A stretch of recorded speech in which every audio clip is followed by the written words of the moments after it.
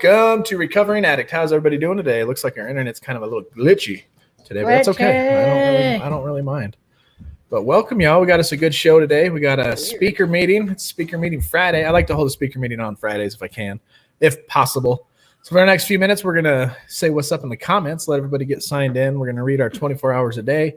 And then at 8:40 on the dot, we're going to hear our little motivational thing from Cassie, as usual. But how's everybody doing? That was a good Zoom meeting we had this morning, man. Helping each other out and just getting stuff off our chest. I think, did you guys like that format, the way that we handled that? Where we just did a little quick reading and then just popped through everybody, checked their emotions, their recovery state of mind, and just check on each other. You know what I'm talking about? I thought it worked out well. Michael Teeter, he was there. What's going on? Jana, how you doing? Jana Fawn Matthews? Lorena. We got another Rena in the house. Where? What? Fawn Lorena. Oh, that's a new name. Welcome. I like you. I'm glad you're here. Glad you are here. Make sure if you, well, actually, let me tell you about this. If you're just watching the replay of this, this is Recovering Addict. We are a show dedicated to relapse prevention. We're dedicated to an Al-Anon type family recovery feel because I was an alcoholic addict in my early 2000s. In my early 20s, I was a meth addict tweaker, became a full-blown, tweaker, don't hide your wallet kind of tweaker. Committed a second-degree felony, landed in jail for about a year, and then, a couple years of probation. Then I stayed fairly clean after that. I smoked weed daily at a construction job. I didn't smoke, or I didn't go back to meth. But then in my early 30s, I started drinking casually. I didn't realize yet that I was an addict or an alcoholic or had that in me. And so, of course, that drinking progressed into a fifth a night drinking. I had to check myself into a detox center for 3-4 days where I came out of that, detoxed for a few days clean, and then I checked myself into a IOP program, Action Recovery, where I spent 5 months, and I transitioned out of there after working step 5 and a bunch of assignments and one relapse at 47 days. And now we are here trying to spread the good news of recovery. Currently, we are going through a book called The 12 Steps We Took. We're on chapter 2. We're about to get into step 2, but tonight we're going to have a special speaker who also went to the same IOP program that I went to, and he's got years under his belt of sobriety. I'll let him tell his whole story. His name's Chad. I've been looking forward to it all day. He's a sponsor. Good dude. The very first AA meeting I went to, as far as a speaker meeting went, he was the speaker. And I was just like, wow, and this guy, on top of a crazy story, he's got the speaking skills. Who we got hanging out with us now? We got Mama of Kenny, Aaron. Aaron was in our meeting. Danielle, what's up? Cody, what's up, brother? Did you guys like that meeting? Oh, we got Kelly. Did you like our Zoom meeting, Cody? Did you like that format, the kind of the direction I was steering that thing today? Nicholas, what's up? That's okay. Oh, did you see Donna's comment? Get some info so I can attend. Hey, if you guys aren't a part of it, we have a private Facebook group called Recovering Addict. It's a private group. You join us. You come into our meeting, and what we do is we go through books. We educate each other. We talk about hopes and strengths and all that kind of good stuff. We carry that over daily into our Facebook group.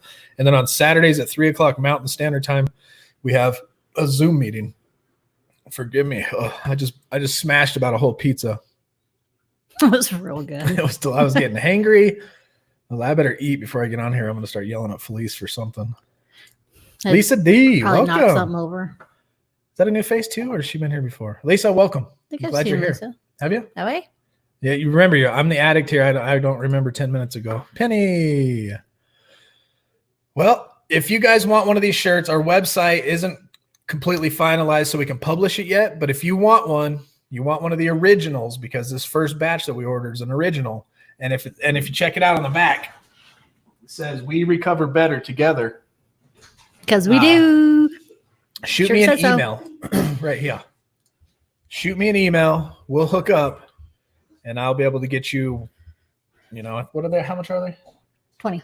$20. $20 for a shirt, and we'll be able to hook you up and get you a Recovering Addicts original merch shipping. Because the second batch ain't going to be original. Get it while it's hot. And goal is to have that website up and running tomorrow.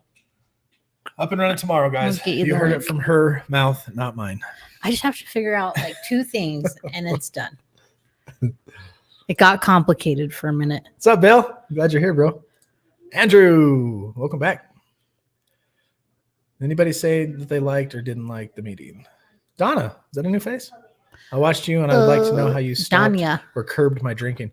Well, Donna, I had to check myself into a detox center. I was drinking a fifth a night, and I was drinking gallons on the weekend. When I checked into my into my detox center, they sent me home. But my dad took me to a hotel room because he didn't want me to go back home, and said, sleep it off and then come back. So I blew almost a 0.3. It was 0.297 or something like that.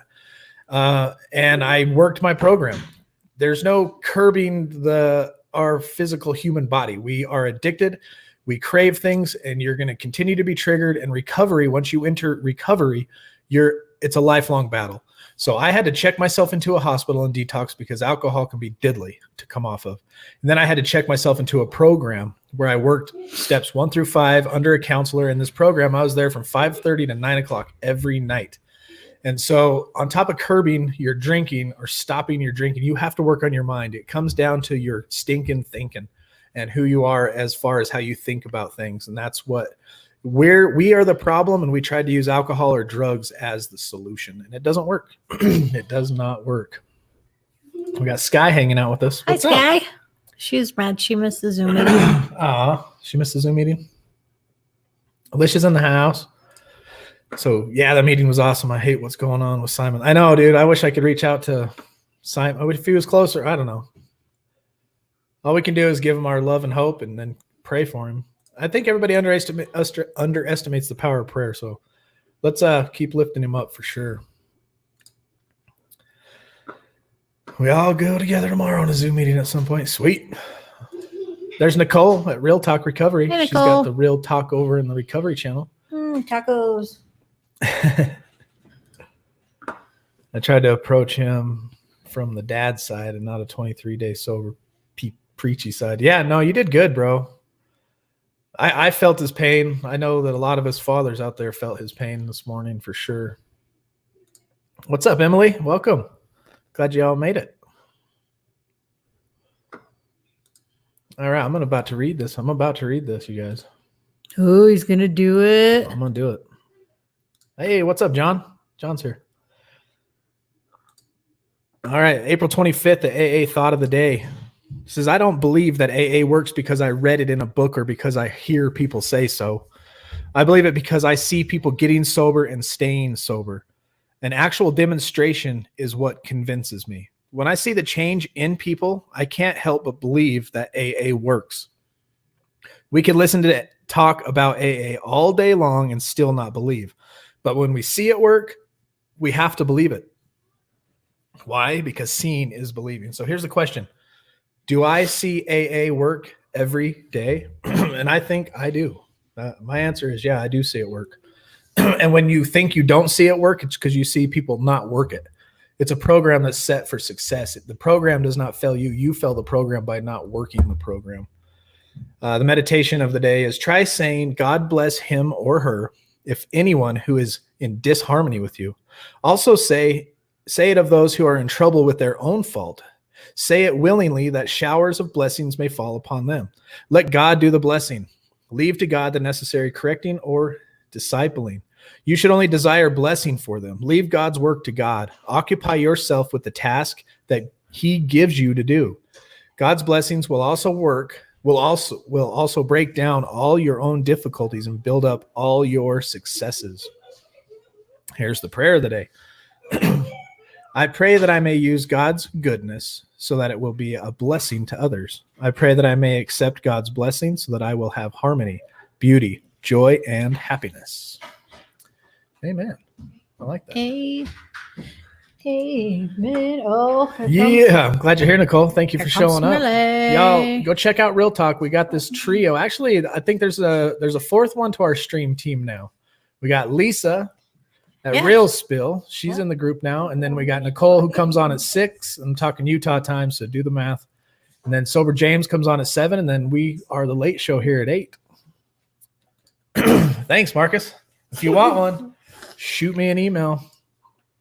Hit me an email right there, recoveringaddict@gmail.com. We'll get you an original. We have a website coming to where you'll be able to buy this. We got hats. We got all kinds of stuff coming out. Thank you. Yeah, look at Millie. She's got a floating minion. Mark loves your shirt. Thank you. It's green, by the way. Boom. On the back is my favorite part, you guys. You know Recovering Addict slogan, right? We recover better together. Real spill. Is that what did I not say that right, Nicole? I think she's just Just hearting it. reiterating it. Oh, okay.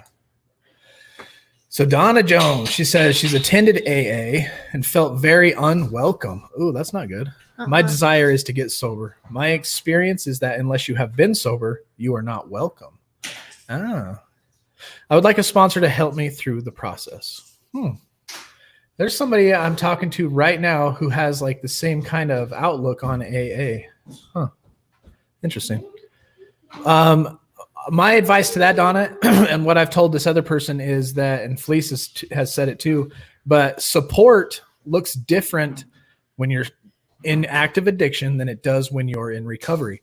You may feel attacked, you may feel judged or like that, but the people that are there are not attacking you or judging you. They're talking to an addict, and the addict doesn't like to hear the truth sometimes.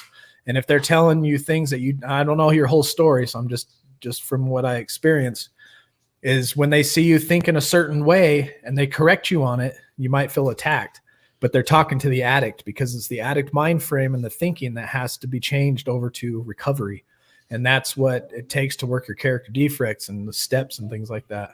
But welcoming, they should welcome you with open arms. The rule is if you're freshly sober, a suggestion is to do 90 and 90, show up 15 minutes early, stay 15 minutes late, try to fellowship, try to meet somebody that you connect with, and then latch on to them. Find somebody that has what you want and go after them and talk to them. But I'm sorry if you feel that way about AA. I could see that. But at the end of the day, we go to work, we go to all kinds of places, and there's people we don't like. There's people that don't like us. And we just got to, and that's one thing about AA and working the program is you learn how to live life on life's terms. And that is what's going to help you maintain your sobriety for the rest of your life, is learning how to work life on life's terms. What's up, Bob? Hi, Bob. Hey, Bobby. Oh, glad Bob's here. How's the greenhouse, bro? Shoot me an email, recoveringaddict8@gmail.com, and we will get you hooked up. We'll put you a little $20 for a shirt, and then we'll put you a little sweet package together and mail it right to you. But that's enough for me, guys. You heard me blabbing way too much. So Chad is our guest for tonight. And you know how we do it here on Recovering Addict. I'm just going to treat it like a speaker meeting. If you guys remember, my sponsor, Dale, came on about 20 shows ago and spoke. This is his nephew, and I'll let him tell you the whole story and all that kind of good stuff. But this is his nephew. He's going to tell us his story. I'm going to treat it like a speaker meeting. When he's talking, he'll have the whole screen. Please comment. Any comment you have directed towards Chad, I will throw up on the screen. Not like, what? I won't throw up on the screen, but I'll put it on the screen. And he'll be able to respond. We'll let him tell his story, and he'll be open to questions, comments, anything you comment that you want him to see. Just put and if you really like, I want him to see this comment, put like a hashtag, and then, I'll make sure he sees it, but I'll be popping him in there anyway. But what's up, Murd? Welcome. Glad you're here. Mark said Dale, or did you mean Dale or Dale? I meant Dale. Or Dale. I meant Dale, D-A-L-E, not Dell, D-E-L-L. Taco. I mean Dell like you mean Mark. Same. Oh, he's busy. He's busy. All right, you guys, this is Chad. I'll let him just introduce himself. Oh. What's up, Chad? How you doing, brother? Headphones. Hey, good, man. How are you? Good to see you again. Good to see you. Every time. Thanks for having me out, LT. Yeah, you're welcome, bro. It's exciting. Yeah. I'm grateful to be here. I'm a big fan of the show. I'm a big fan of you guys and everything that you have going on. So Thank you. I appreciate you asking me to be on. You're welcome. So, appreciate that. Well, hello, everybody. This is different than any other meeting that I've ever been to because I can't see all of you, but I can see LT and his wife in the studio and me. So I hope everybody's having a good day. I hope everybody's healthy. I hope everybody is striving and to be in recovery. I know some days are easier than others for sure, but So yeah, my name's Chad. I'm an alcoholic. I'm a drug addict, and I've been clean and sober now for just over 5 years. Um, I went to rehab about 6 years ago. In fact, right about this day, right about this time, April 21st of 2014 is the day that I got out of the psych ward from being locked up in there for 11 days after overdosing 3 times within like a month span. So April, it's cool because I've always loved this time of year. Um, my birthday's in May, and I really enjoy the water. I really enjoy being on the water and being on the boats and things like that. And so this time of year has always been exciting for me because the snow. I'm in Utah. It snows here, so we have winter where it's not as fun unless you like to go snowboarding and snowmobiling and hiking in the snow and all that. But anyways, this time of year is always a cool time of year for me because everything starts coming alive. Um, and it's really exciting now even more because it's like my sobriety time too. So kind of added to it. But so my story starts back in 1985. That's when I was born. So that dates me. I'm almost 35 years old. I was born in the 80s, and my parents were like 16 and 17 when they had me. So they weren't ready to be parents at all. They were still kids themselves. They were, just not ready to be parents. So some of my earliest memories as a child was just being at parties and stuff. My parents were alcoholics and drug addicts as well. I think when I was a baby, they were at the beginning stages of that, but my dad was probably in full blown alcoholism, when I was born. He used to blow weed smoke in my face when I was a baby. Him and his buddies would always get me high. They thought that was awesome. They thought that was fun. I'm sure I enjoyed it. I can't remember. I was a baby, but that's kind of the upbringing that I had. Again, my dad was an alcoholic. When he got drunk, he had a tendency to get violent. So some of my earliest memories as a child was waking up in the middle of the night and going out. I remember one night I would go out. I woke up and I heard my mom screaming, so I went out to the living room to see what was going on, and my dad had her by the hair, and he was trying to put her in the fireplace. So that was one of my earliest childhood memories.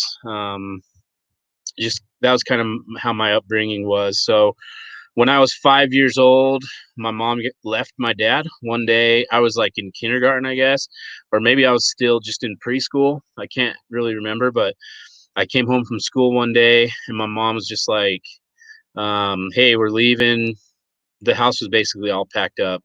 There was another guy there who I didn't know, and he was helping my mom pack all of our stuff into a U-Haul, and we were going to live at his house. And so that was when I was 5. By the time I was 5, I had another brother, Travis, who was born, and he was a baby at the time. So me, my mom, and Travis went and moved in with this other guy whose name was Kevin. Completely cleaned out the house, took everything, all the furniture, left my dad high and dry basically while he was at work. I wasn't like thrilled about it. I mean, even though, my dad was rude and abusive towards my mom, he was always cool to me, really. I mean, and when you're that young and innocent, it don't matter what your parents do to you. I mean, you love them and you look up to them and you admire them. And I loved my dad and I didn't want to leave, but I didn't have a choice. So we moved in with this other guy. His name was Kevin. The story goes, after talking to my dad and my mom and Kevin now about this, is Kevin and my dad were actually drinking buddies at the bar. And one night they were playing pool at the bar. And my dad supposedly took off his ring to wash his hands in the bathroom, and Kevin stole his ring. And that's when he started talking to my mom and saying, your husband's cheating on you. I hang out with him all the time. He never wears his ring, all this stuff. And so it's kind of weird, but little backstory there. Kevin was also a raging alcoholic and also a crackhead. So we left alcoholic dad, who was pretty abusive, but it was like, to give my dad some credit, and he's dead now. Rest in peace. God rest his soul. And we made amends, and we had a decent relationship when he did pass. But to my dad's credit, it was like a every once in a while thing, and when he would get violent, he would never hurt us kids, and him and my mom would get in fights. I don't know how often, but it wasn't an everyday thing. So we went from that to move in with this other guy when I was 5, who was like just way more abusive, but not only towards my mom, but he's also abusive towards us kids. Fast forward a little bit, my mom has 2 kids with him. So my sister Chelsea, my brother Cameron, and then you got me and Travis, which were from her first marriage from the same dad. So now we're living with Kevin, and he's just more abusive towards me, towards my brother, towards all my siblings, towards my mom, alcoholic, crackhead. My mom also, they're doing crack. He because of the way he was, my mom got a night job. So he would get off work around 5. He was a superintendent for a construction company. So he would do like the 9 to 6 thing or whatever, 8 to 5. And my mom set it up so when Kevin would come home from work, she would leave and go to work, and she wouldn't come home. She waitressed at nights at a Mexican restaurant from like 5 to 10 or 11 or whatever. So she wouldn't really have to deal with it. So for a good stretch of time, I was like a parent in the house because I had my 3 little siblings in there. My mom was gone. My stepdad was an alcoholic crackhead. And so I would like cook dinner, clean, help get my siblings to bed and things like that. But I also kind of took on this role as like kind of like a whipping boy, I guess. I always it hurt me really bad to see my siblings just get in trouble and get abused. And it was a lot of just like mental and emotional and physical abuse from this guy. And I just took on this role from a young age that I had to protect my siblings. And so I would kind of get in between him and them and kind of try to protect them from him. And when I noticed that he was like starting to go towards that, drunken state where I could tell, that things were about to get ugly or whatever, I would usually do something to piss him off so that I would be the one that he would take it out on. So I took a lot of that stuff too. And that was for a good 7 years, just, physical, mental, emotional abuse to the point where, he would always like call me fat and tell me that I'm never going to amount to nothing, that I was worthless. I loved playing sports. I love golfing. I love football. I love baseball. I love basketball. He would tell me, that I suck at all that stuff and that I was never going to be good at it and that I just need to quit. So this all is really heavy stuff, for a young kid. I mean, those years of our life, hindsight looking back, it's like, that stuff messes you up and you don't realize it. These are the people who are supposed to love you. These are the people who are supposed to protect you. And they're beating you and beating you into the ground, emotionally, mentally, physically, you name it. So, I mean, it was tough. There was a lot of bad times, but some good things that came out of that is he was a really hard worker. He taught me really good work ethic. He would take me to work with him every Saturday and let me operate heavy equipment when I was young, when I was a little boy. That was really cool.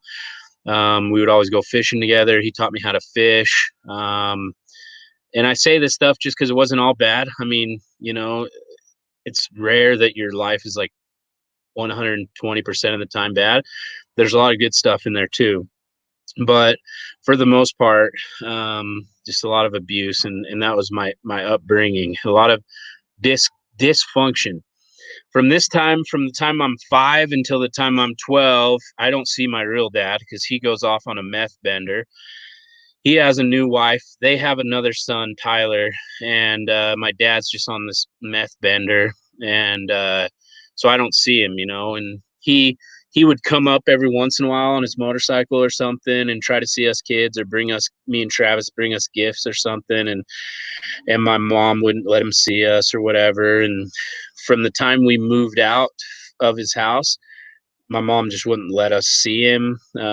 They just, said that he was bad for us or whatever. And so my grandma Maxine, his mom, and that whole side of the family, we really just couldn't see.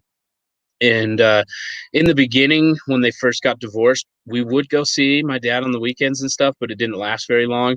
And because we would go over to my dad's house with bruises. I mean, one time I went over there and my whole back was completely bruised from my ankles to my neck, because I got whipped with the belt for breaking the pool cleaning net thing, the net that you clean the leaves out of the pool with. I broke that as a little kid and just got severely beaten for it. And so we went over to my dad's, and obviously he's seen that. So he took us to the state and tried to get intervention. Like, look, my kids are getting abused and all this stuff.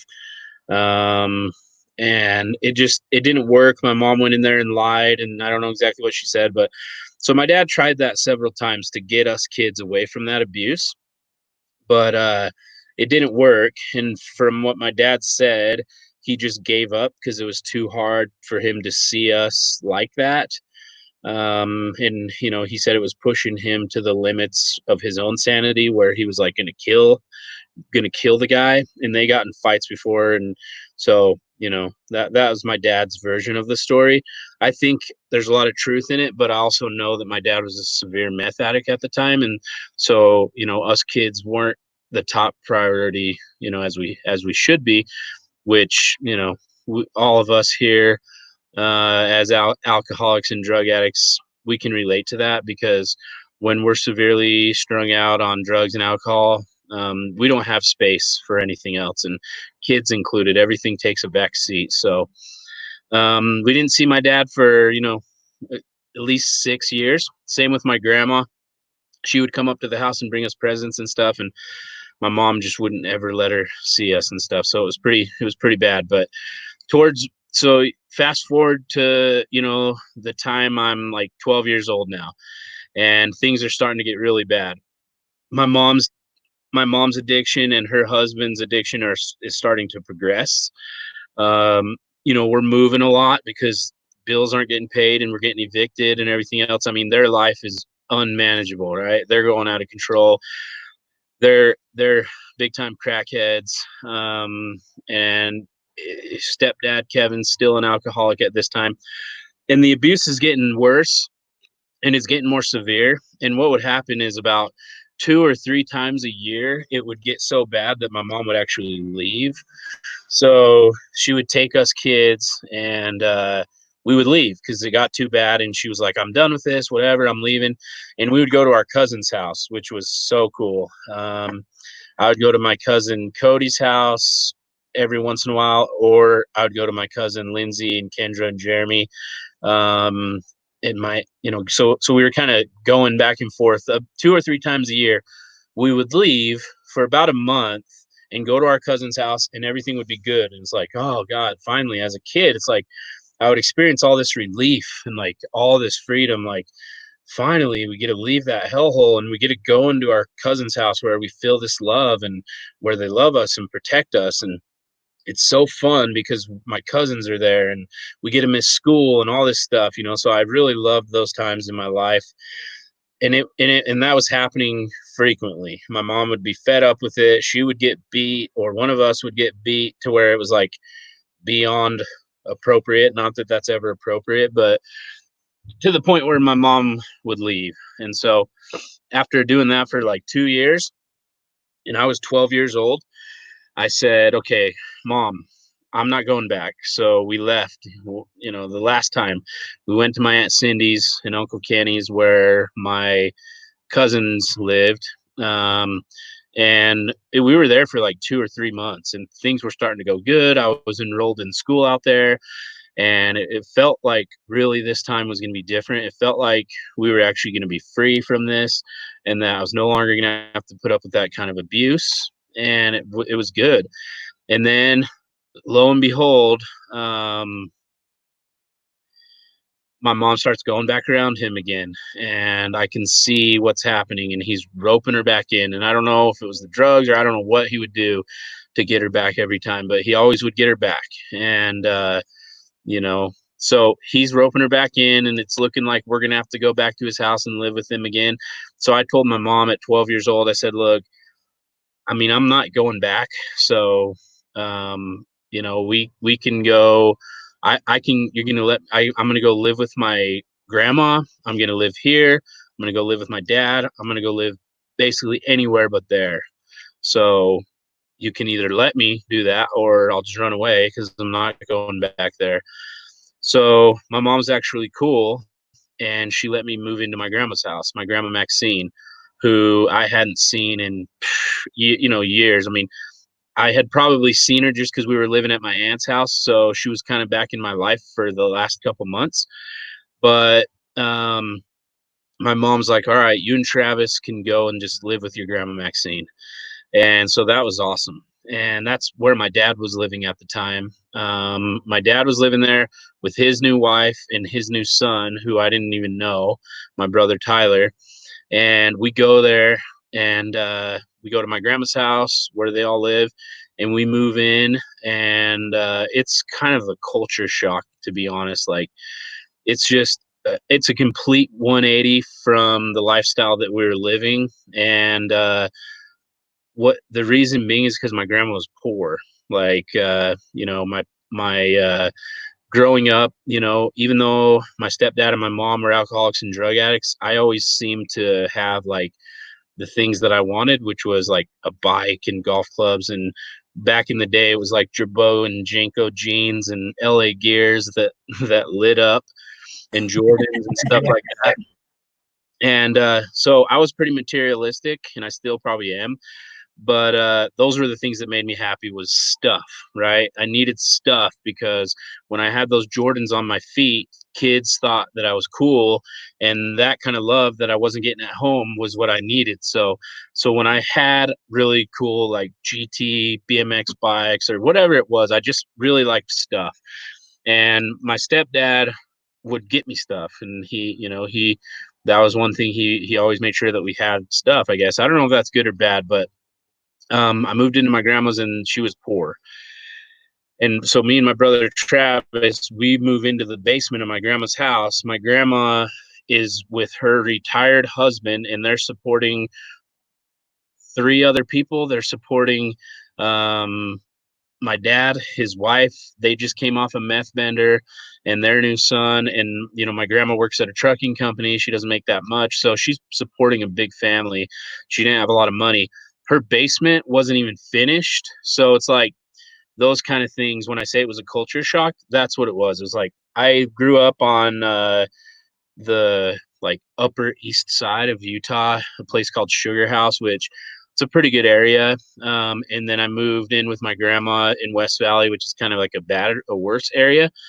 And I moved into her basement where there wasn't even walls. It was just basically like studs, right? And my dad's room was like just like a sheet in the hanging from the ceiling, just making his room was just like a sheet, not even a wall. So it was really weird. I bring this up because it's a part of my story.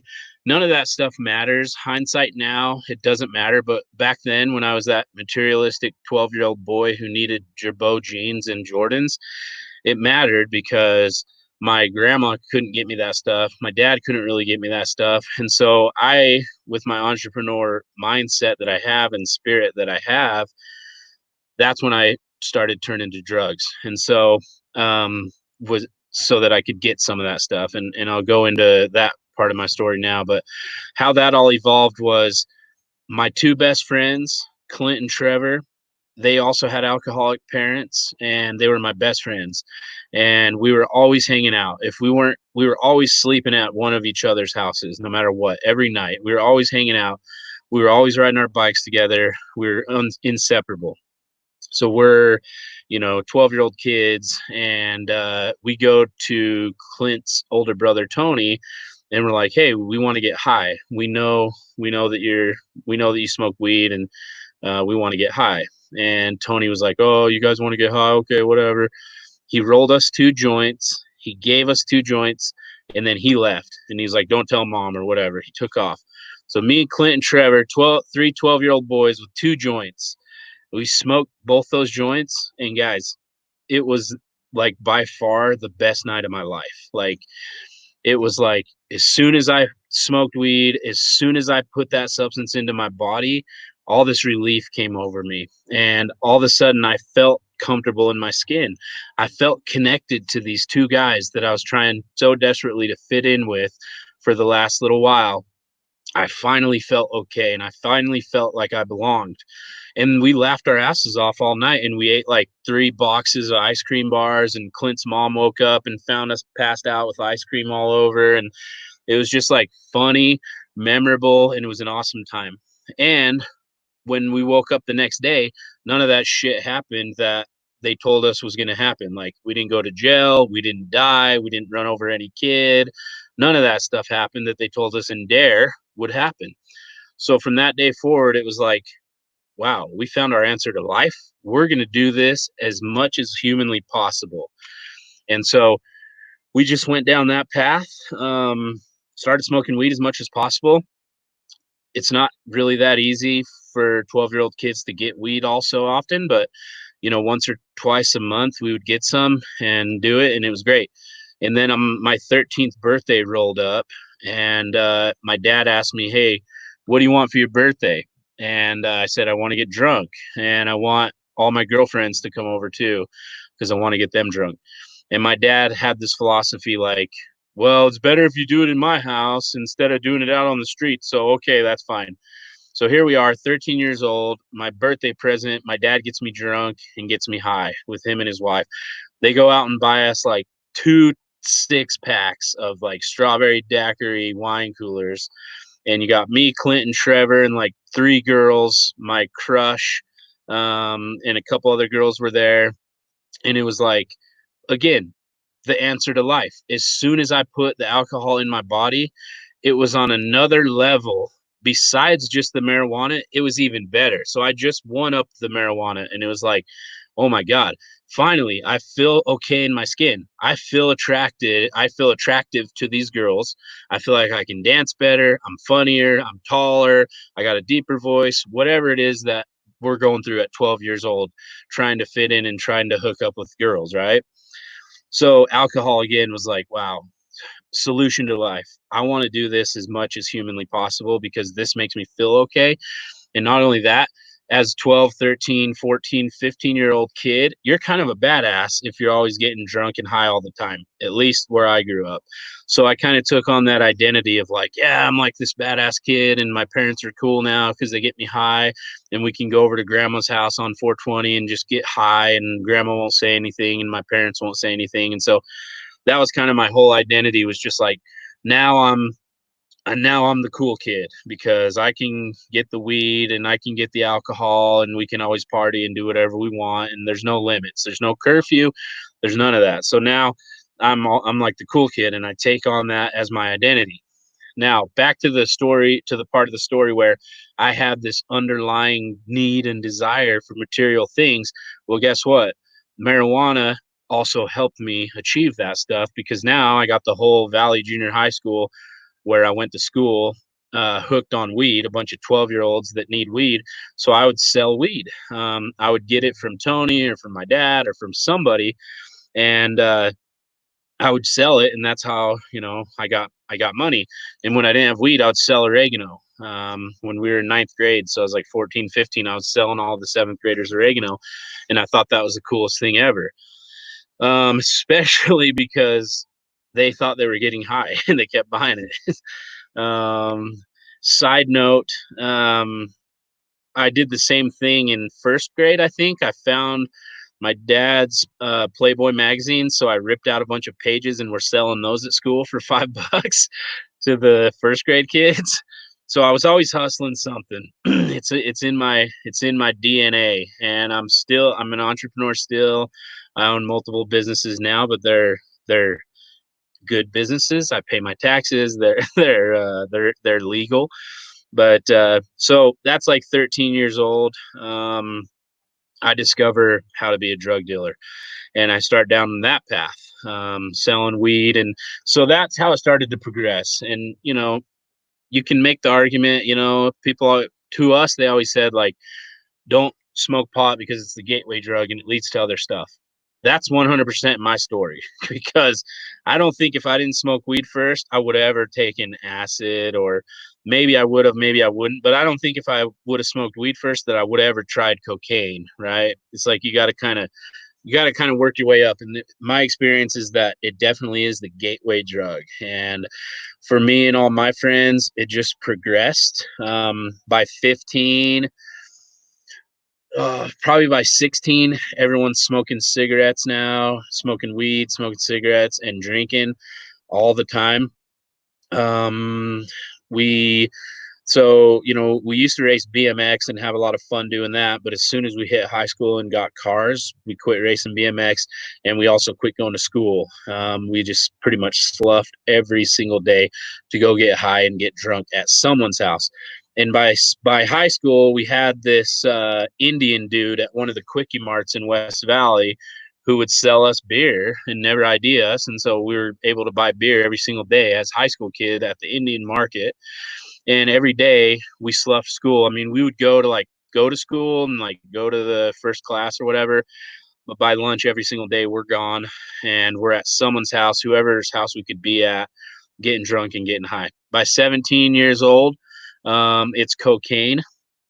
But for me, my progression was like about what I just said. Started ecstasy, cocaine, 16, 17-ish.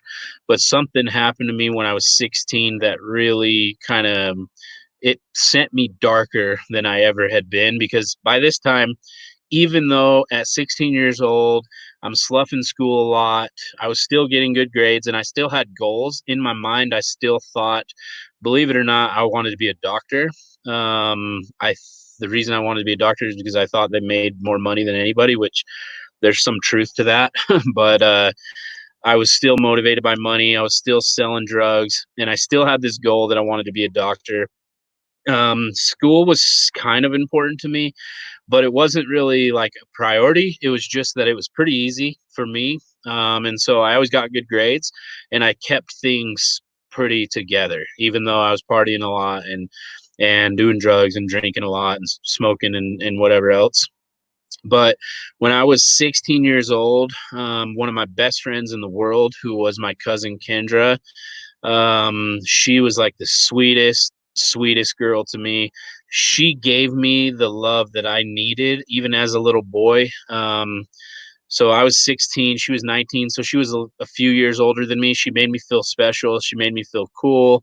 She would pick me up from junior high in her Camaro. She would take me around all her hot friends, and they would always like be nice to me and kiss me on the cheek and just whatever. Like, Kendra made me feel special. She was really someone that was really important in my life, and she loved me, unconditionally, more so than I'd ever experienced by anyone else. And I needed that. But when I was 16 and Kendra was 19, she got murdered. There was a party. I was supposed to be there, but I was camping, and it was with her and her friends, and they were having like a go away party because her friend sold his house. Some guys show up, fight breaks out, guns get pulled, 5 people get shot. I think 5 people got shot, and Kendra was the only one that got murdered, and she died in the arms of her sister Lindsay. So her sister Lindsay caught her, and she bled out and died right there. She had an 18-month-old baby. Her name was Angel, that she left behind. Shout out my cousin Angel. She right now has a full ride scholarship to play softball at San Diego Christian University. She's a beautiful woman. She's doing awesome. She's kicking ass in life, and I'm so proud of her. but her mom was taken from us. Tragically, she was murdered. And when Angel was just a baby, like 18 months old. And that twisted something in my head. Because up to this point in my life, everybody around me who was supposed to love me and supposed to take care of me and supposed to protect me proved to me that I can't trust anybody, that everybody's out to get me, that nobody cares about me, all these things that I have in my head. These people who are supposed to like love me and care for me are proving to me that I can't rely on anybody.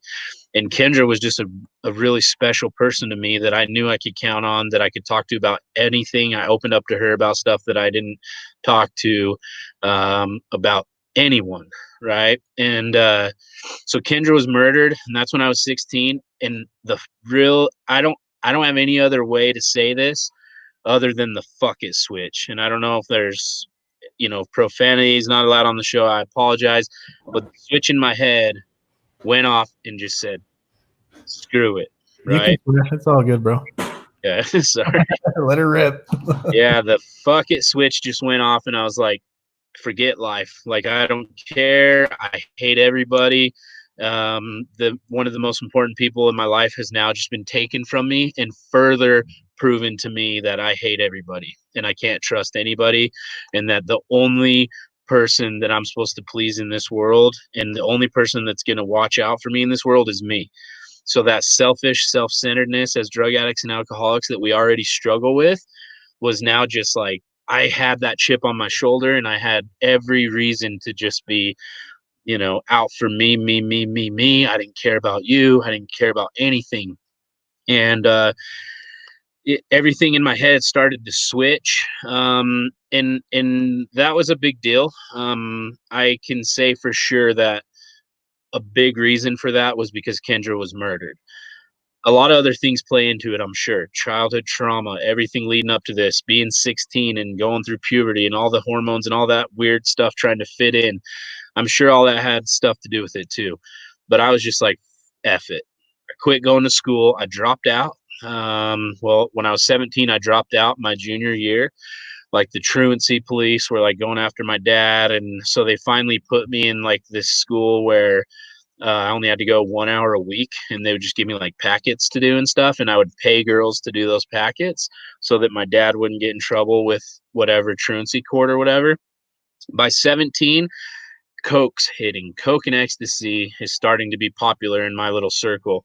17, 18, 19, 20, 21, all through there, it's cocaine and ecstasy. And now everything shifts for me. I dropped out of high school. I didn't have a high school diploma.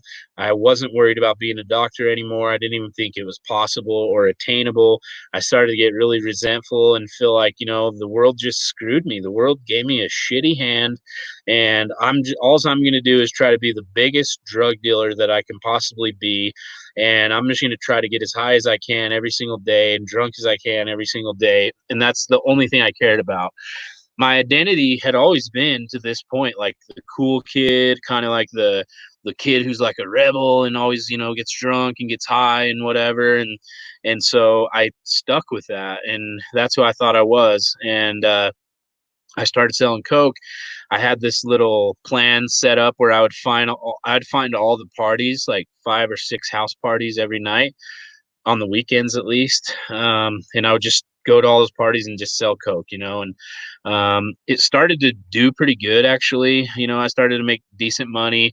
I started to like further my reputation as like the Coke dealer, which I thought was so cool, and everybody always needed me and everyone always wanted to be around me, and all the people that I thought loved me, because I was giving them free Coke or whatever, and they always want to hang out with me. Like, it felt good. And that's all I wanted to do, was just be around people that needed me and wanted me, whether it was for drugs or not. I needed to feel that love. I needed to fill that void. Believe it or not, during this time when I'm selling Coke, I I believed in the 10 crack commandments from BIG, and one of the 10 crack commandments is never get high on your own supply. So I wasn't doing the coke. I was just selling it and keeping the money, smoking a lot of weed, drinking a lot. And then uh, instead of doing coke, I started doing meth, which I thought was a good idea because meth will keep me up all night and I won't do the coke. So I won't do all my profit. So I can party even harder and stay up with all these coke heads while they're buying the coke that I'm trying to sell. And it was just like, oh God. So for at least 2 years, by now I'm in my 20s. No, let's see, like 19 to 21, I'm doing meth. And the thing I liked about meth is it got real skinny. I did enjoy that. I told people that I was started working out, and I was just skinny. I still got all my teeth. I still had all my teeth. But I was doing meth for like 2 years. To be honest, meth for me was like, I really liked it, but towards that end of the 2 years, it started to get sketchy. I started to look around at the people I was hanging around with, and like I was going to people's houses that were just, it made me uncomfortable. I was judging them and seeing like, man, these people are tweakers. Like they got cameras on their house, they're peeking out the blinds, they got guns everywhere, they're paranoid as shit. The cops are gonna break in this door anytime.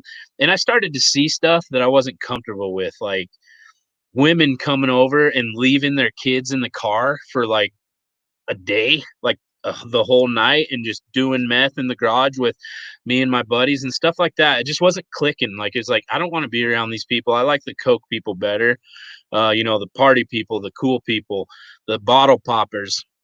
So I don't know what it was. Like one day I just woke up and I was like, I'm not doing that anymore. And I slept for like 6 days. I would stay up for 2 or 3 days at a time and then sleep for like 2 days. But this time I was just like, I don't want to do that anymore. These people are shady. I got ripped off a couple times. Like someone stole my iPhone, and just stuff like that was happening. And I was like, man, I don't want to be around these people anymore. I'm done with meth. So I put meth down. I sleep for like 6 days and I stopped doing meth. Then I'm trying to like get things sorted out again, trying to figure things out. I just came off a meth bender for like 2 years. So my head was like really weird. I hadn't been working or anything like that. And then one of my girlfriends introduced me to this guy who was a sales manager at a car dealership because I needed a job. And she was a nanny for him. And she's like, hey, I know you can sell, probably you can sell cars. And, this guy I nanny for makes a ton of money selling cars. So maybe you should go talk to him. So I go and I talk to this guy and I get a job in the car business. And at this time I'm 21 years old, and it was like a dream job, dream come true. Because now I'm in the car business where I can make a ton of money, but it's also not frowned upon to go to the strip club at lunch and get completely obliterated and then just come back. Like it's no big deal at all. It's like what you do with the managers and everything. And we're doing coke in the finance office after hours, and it's no big deal at all. So it was a perfect job for me. And it was like a dream job. And so I kind of got like remotivated for life again. And I was like, yeah, this is exciting. Like I'm going to kill it. I'm going to sell cars. I'm going to, make a bunch of money. And I had a whole new base of clients. All the car guys were now buying my coke, right? So it was perfect. We had like vodka bottles hidden in the dealership, like in bushes. So there was all these spots throughout the dealership that we'd kind of huddle at and smoke cigarettes and pass the bottle, and then go to like the next bush where the other bottle was hidden and just do the same stuff. And it was incredible. It was awesome. I loved it. Right. But by this time I was a high functioning addict because I still felt like I had my shit together. I was partying like a maniac every day, but I wasn't experiencing any severe consequences. I still had all my friends and relationships. I wasn't arrested. I didn't have any charges. I had a job. I was making good money. I had a Cadillac car, which I loved. I thought was awesome. I put 22s on it. I had a TV in the dash. Like everything was great for that moment in time. Then what happened when I was like 23? My linchpin, my kryptonite. My boss one day told me, he's like, hey, can you get any pills? And I was like, yeah, I'm sure I can. My mom's a pill head. I guarantee I can get some pills. And so again, I'm not doing coke. I'm not doing any drugs really at this time. I'm just drinking, and those guys are doing coke, and I'm selling it to them. And every once in a while, I'm doing it, but I'm not like a coke. I'm not a drug addict. I'm just an alcoholic, right? And all of a sudden, I go get some pills for my mom, like some Percocets or something, and I'm like, well, this ain't a big deal. This ain't even a drug. Like, this will be cool. Like, I'll just take this. And I took the Percocets, and it was like that 13-year-old boy again. I felt that warm, fuzzy, comfortable feeling come over my body, and that obsession, whatever it was, that desperate desire to fit in and all that stuff that I was struggling with was all of a sudden relieved because of these little pills, Percocets. And I was like, sign me up, man. I love this stuff. I'm going to do this as often as possible because this is great. You get it from a doctor. They're not peeking out their blinds while they're doing this shit. Women aren't leaving their kids in the car for like 2 days to do this stuff. So it can't be that bad. And now everybody at the car dealership wants to do pills. And so I'm just going to get as many pills as I can and try to make money off them while doing them. Pills kicked my ass completely. Pills took me on another level that I didn't even see coming. Like, I was so addicted to pills before I even realized it. Like, it was so fast and so deep before I even know what had hit me. Hey, Chad, let me jump in here real quick. We're going to do Cassie's motivational quote of the day. Cool. Welcome, welcome, welcome back, everyone. I'm here again today with that motivational quote for you here on Recovering Addicts. Never wish life were easier. Wish you were better. Jim Rohn. As always, bring it together, guys, and let's continue to spread that love. Cool. That's cool. Nice. Sweet. All right, so you're at the car dealership. Yeah. Pills. You're the baddest coke dealer, and now you're becoming the baddest pill dealer and junkie at the same time. Yeah. I'm the pill. Yeah, like pills were my, and you know, yeah. I started doing pills, and it was like, I mean, I guess from the time I was 23 or so, when I discovered pills until 29, when I ended up overdosing and going to the hospital. It was pills for me and heroin. And my things, guys, were oxycodone and Xanax and boxed wine, believe it or not. That cocktail was like, just put me in my zone where I didn't want to leave. And it worked out great until it didn't. And it was like, you know, for a good 2 or 3 years, I was able to handle it. By the time 2008 hit and the economy collapsed the last time, and I was selling cars, and it was like, we weren't making any more money selling cars because we couldn't. No one had money. No one could get loans. So, you know, I left and I kind of got clean. I left the car business and I thought I was clean, because I moved out of state. I moved to New York and I started selling home security door to door. And I didn't have any connections out there, so I wasn't really doing pills for like 2 years. But I was drinking like a fish, pretty much vodka almost every night.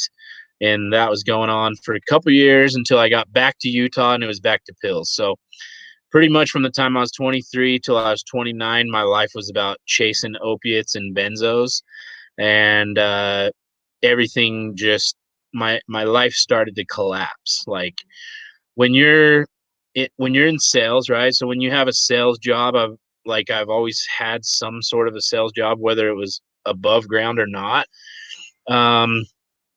You got to be able to talk to people and work with people and be convincing or whatever that is, you know, charming or whatever.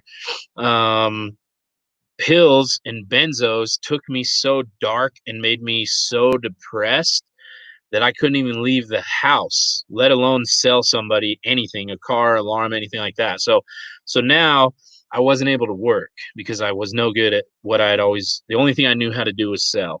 And I didn't have any other skills. I didn't know how to do construction. I didn't know any other skill that I could do besides sales. and I was too strung out on drugs to hold down a job. I had lost multiple jobs. People told me I was washed up. You know, people in the car business were like, "Oh, he's washed up. He don't have it anymore. Whatever, whatever." So I was like severely depressed, and I was living in my apartment.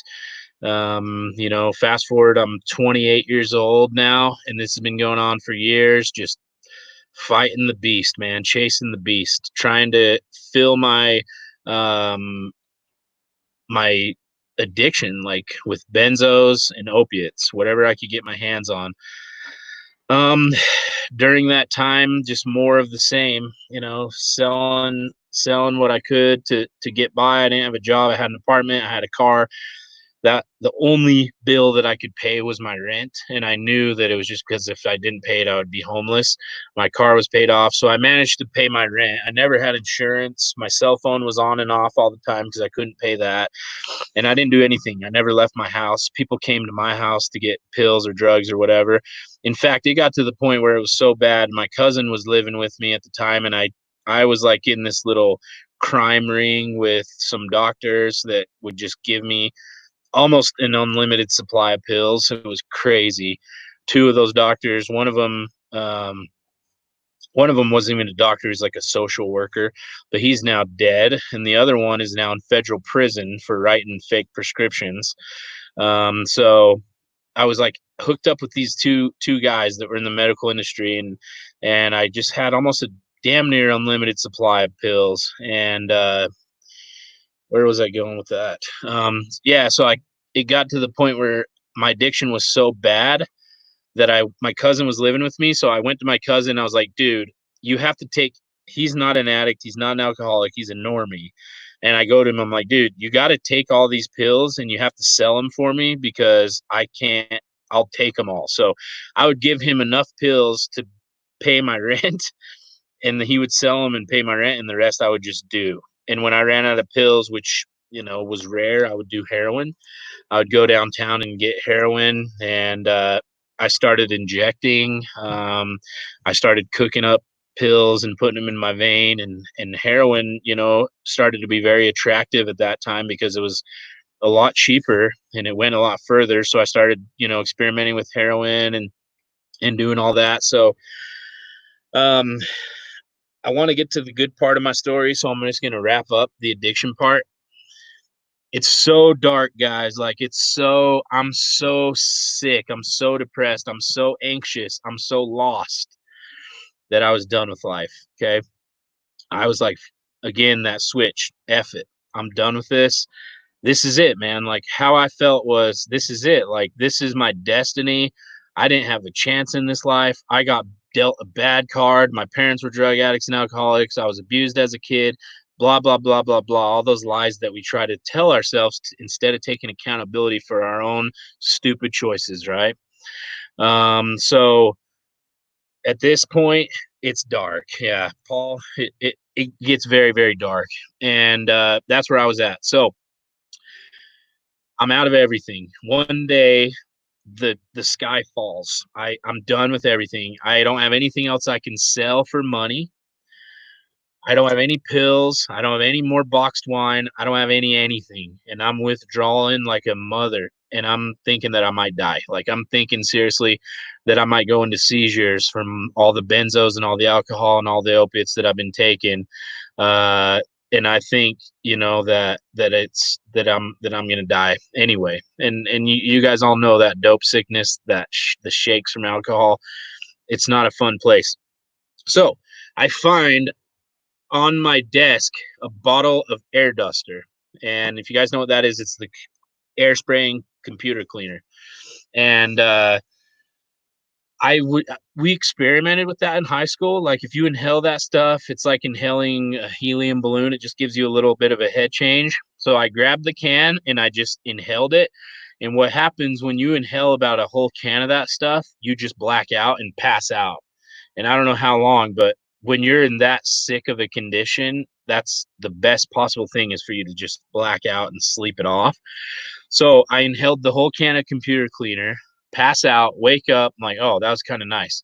I got like 2 weeks before I can re-up on my next line of pills. I was going to one doctor and getting like 180 oxycodone 30s, 100 Xanny bars, and like 240 methadone 10s, and it would last me like a week.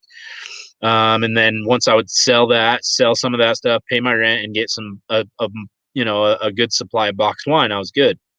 But I had about 2 weeks to go before that any of that was going to happen, and I was desperately sick, and I didn't think I was going to make it 2 weeks. And so what I started doing is going to Kmart and going to Walmart and stealing air duster. It's like 6 cans at a time. It comes in a 3-pack, and I would just grab 2 or 3 of those, so like 6 to 9 cans at a time, and just walk out. One time they busted me at Kmart and pulled me in the back room, and they're like, "What are you doing? Are you trying to kill yourself? And this is going to kill you." And I'm just like, my salesman activated, and I was like, "Oh, so sorry, man. Like, I got the money right here. I'll just pay for it." I talked my way out of it somehow. They didn't charge me. Like, when I was walking out of the store, they grabbed me, and I just pretended like, "Oh shit, I forgot to pay." Like, it was really weird, but I talked my way out of getting in trouble. But I did get busted once at Kmart. Walmart, I would just walk out, and no one ever busted me. I did that for, I guess, 3 weeks, really. In that 3-week time period, my grandpa came over to my house once, found me unconscious, woke me up, called the cops, called the paramedics. They came over, took all my vitals, told me I was dying. I told them to get the F out of my house because I knew I was dying, and my plan was to die. I knew that I was going to inhale enough of this stuff that I wasn't going to wake up, and my family would be better off without me anyway. And they would just accept the fact that I'm a worthless loser drug addict. And that's just what happens to worthless loser drug addicts, is they die. And I was okay with that. And so the second time it happened, they actually took me to the hospital because they had a little bit harder time reviving me. So they took me into the hospital. The social worker talked to me and was like, "What are you doing? Like, what are you trying to kill yourself?" I was like, no. Like, I'm just trying to get high. Like, I just need to refill my prescriptions, and I'm withdrawing really bad. And once I get my prescriptions, I'll stop doing this, whatever. So they release me.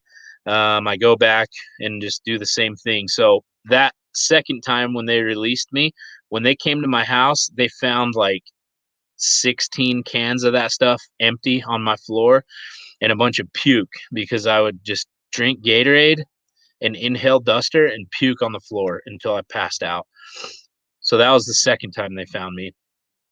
3 or 4 days later, it's the time where I'm supposed to go to my doctor to get all those pills, and I owed my mom a bunch of pills, so she knew when I was going to get my prescriptions, and she was watching me. It's like, oh, she wanted to get her pills too, because she was just as bad of a drug addict as I was.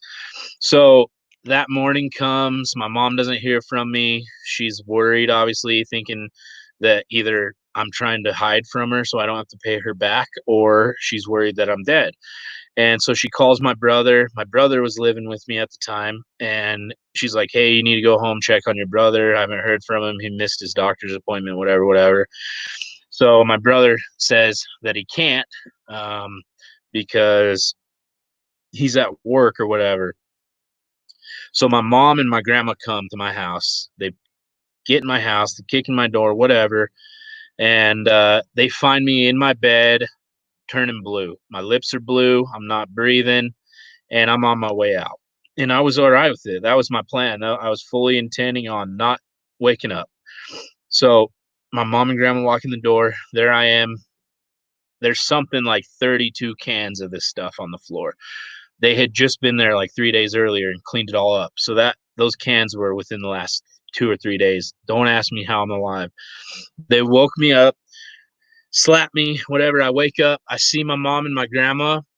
I'm pissed off that I'm awake and I'm alive and that they're there. And the only thing I could think to do was push them out of the way and grab that can air duster and start inhaling it again. So I pushed them out of the way. I grabbed the can. I start inhaling it. I'm like, "No, I just want to die. Like, just let me leave. I want to sleep," or whatever I said. And so my grandma and my mom are like wrestling me, like wrestling the can out of my hand and stuff. And they call the cops and they call the paramedics. The cops come over. The paramedics come over, and this time the cops just say, look, dude, you're either going to the hospital to get checked out or you're going to jail. It's your choice. We've been here. This is the third time we've been here in the last couple of weeks. We're not dealing with this crap anymore. You're either going to the hospital to get yourself checked out or you're going to go to jail. It's your choice. So I said, where's my shoes? Let's go to the hospital. Like, I've already been to jail. I don't want to go back to jail. So I go, and my grandma Marcia, my step grandma, she's a LCSW. So she's like a clinical social worker. So she has some credentials, and she's like, hey, telling the cops whatever to pink slip me or whatever. And so I didn't have a choice, is what I'm saying. They took me to the psych ward here in Utah at the University of Utah. It's called Uni. They checked me in there, and they're like, you're not leaving for at least 3 days. We need to do a mental evaluation on you. I'm like, whatever, It's kind of like jail. You're like in this room, literally like a padded room pretty much. There's a little tiny observation window. You can't get out of your door. It's locked like jail. So you're stuck in there. There's like a little window, and they come and peek at you every so often to make sure you're still alive or whatever. And this is where my story really takes a turn for the better. This is where I found God. This is where recovery starts to happen. I don't know how much longer we have. I mean, I know LT told me to just go however long. I always do this. I talk so much about the bad stuff that I run out of time when it's like the most important and good stuff. I don't know. What are your thoughts, LT? How much more time do you think we got? We got about 50 people watching, so you can go as long as you want. It's up to you. All right, cool. All right, man. Cool. So I want to get to the good stuff. I want to get to the hope. If there's anybody out there right now listening in the stage where I'm at in my life at this point, where you're feeling hopeless, where you're feeling it, you're feeling like you just want to give up, you want out of this hell that you're living in, I'm telling you that I've been there and I've felt that, and it's tough, and it doesn't have to be that way. My story could be different than everybody else's, but my belief is that if you knock, that God is literally knocking on your door trying to get in, and if you just open it and let him in, he's going to come in and change things for you beyond your wildest dreams. And that was my experience with it. I was in the psych ward. I had a really profound spiritual experience that I'll tell you guys about. So I wake up in this place, and I had a roommate, this black dude, and he's over there talking to the wall, and he's like swatting flies out of the wall and stuff, and he's kind of getting violent with whatever he's seeing. And it scared me. And I was like, man, I felt for this guy. Like, I felt like what dawned on me at that time was that this guy might not make it out of here. He might have some mental issues beyond his repair. He might have some severe issues that there's not a pill for that's going to fix this guy. There's not a solution for this guy. That's what I thought. And I thought, man, chances are I might be able to beat this thing. I might be able to make it out of here alive. And I really started looking around like, how the hell did I get here? All of a sudden, I had all these ambitions and all these dreams and all these goals to be a doctor and to be successful and to be a millionaire and to do whatever. And now here I am in the freaking psych ward with people talking to themselves who don't even know what day it is, and they're fighting mosquitoes that aren't even really there. Man, and it just freaked me out. And I didn't want to be there. I was like, wow, I gotta do something. Like, how did I end up here? What do I got to do to change this? So if you guys have heard it, if you guys have heard it said in recovery, we get the gift of desperation. That's where I was, because I was desperate to not end up like that guy. And I'll never forget him. And I'll never forget, how he was acting. And I had a psychiatrist, I guess, in there that talked to me, and he was like, do you even want to get better, man? He's like, talking to me. He's like, do you want to get better? And I'm just like, I mean, yeah, no one wants to be living like this, doctor. Of course I want to get better. But for guys like me, there's no hope. I'm so addicted to these drugs. I'm so addicted to benzos and alcohol and opiates that even if I wanted to quit, I couldn't. And even if I did quit, I would probably die from the seizures, from the severe withdrawals that are about to happen. And he told me, he's like, look, man, If you want to get help, we'll help you. We'll detox you. We'll wean you off the drugs. And most importantly, we'll hold your hand and we'll love you until you can learn to love yourself. And at that time, I felt, when you get the chills, when you have like a spiritual experience, when you have a moment that God's talking to you and you get those goosebumps, I felt that this doctor was telling me the truth and that there was hope for me. And that this doctor in this psychiatric hospital has probably seen a lot of stuff, is telling me that there is hope for me and that if I want to get better, I can recover. And I believed him. And so I asked him at that time, the church from my youth, I didn't talk a lot about this, but I was a member of the Church of Jesus Christ of Latter-day Saints from the time I was like 8 years old until I was like 12, 13 and started drinking.